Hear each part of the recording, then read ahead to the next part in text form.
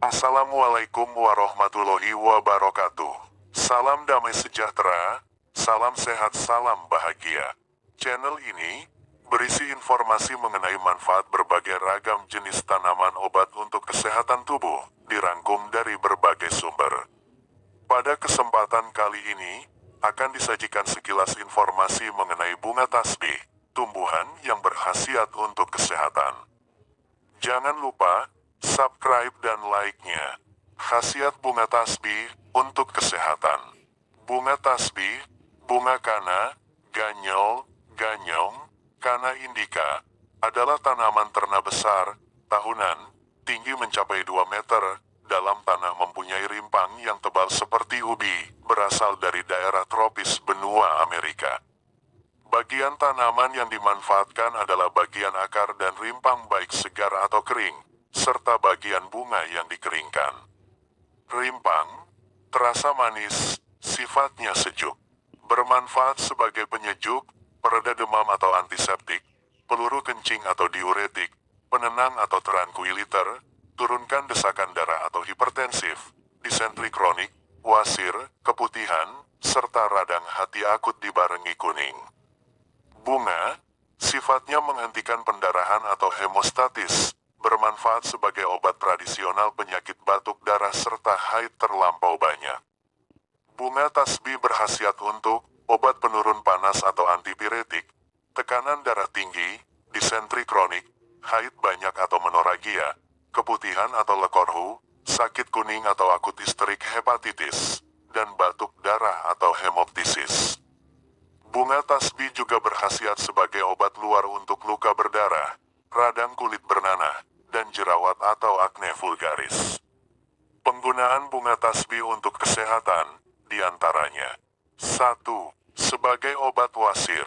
Cara membuat ramuannya, bersihkan 60 gram umbi kana, lantas potong-potong tidak tebal, serta rebus dengan memakai 3 gelas air sampai tersisa 1 gelas.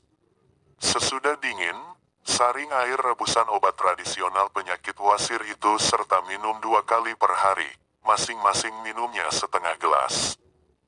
2. Menyembuhkan penyakit kuning. Cara membuat ramuannya, bersihkan 60-120 gram umbi kana, lalu potong-potong tidak tebal. Rebus dengan 3 gelas air sampai airnya tersisa 1,5 gelas. Biarlah dingin terlebih dulu, serta saring. Minum 2 kali sehari, masing-masing 3/4 gelas.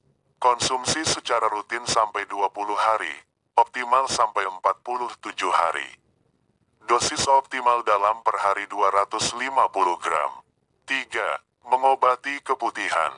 Untuk mengobati keputihan, siapkan bahan umbi kana 30 gram diiris sedang, daging ayam 30 gram diiris sedang, serta 30 gram beras ketan. Setelah dicuci bersih semua bahan, kemudian ditim. Konsumsilah secara rutin sampai pulih. 4. Mengatasi haid berlebihan. Untuk mengatasi menoragia atau haid berlebihan, rebuslah bunga kana 10-15 gram kering dengan 2 gelas air sampai tersisa 1 gelas. Sesudah dingin kemudian disaring. Minumlah 2-3 kali per hari. 5. Mengatasi jerawat. Kandungan senyawa dalam bunga kana bersifat antibakteri dan antiseptik dapat digunakan untuk mengatasi jerawat. Caranya, akar atau rimpang bunga kana segar dilumatkan sampai halus. Selanjutnya tempelkan ke bagian yang berjerawat.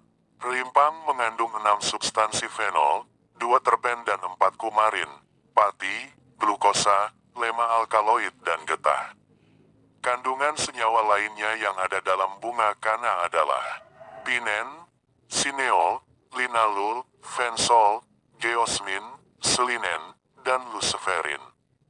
Bunga tasbih hampir selalu ditanam sebagai tanaman hias, tapi tumbuh liar di hutan dan daerah pegunungan sampai ketinggian 1000 dari permukaan laut.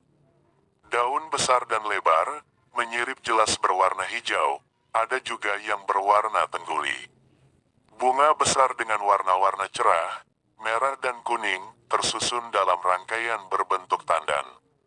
Buah berupa buah kendaga, biji banyak, bentuknya bulat.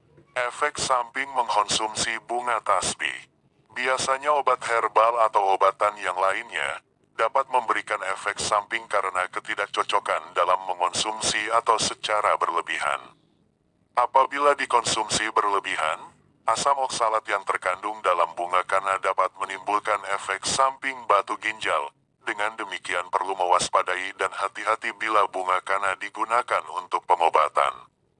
Itulah sekilas informasi mengenai manfaat bunga kana atau bunga tasbih untuk membantu mengatasi masalah kesehatan.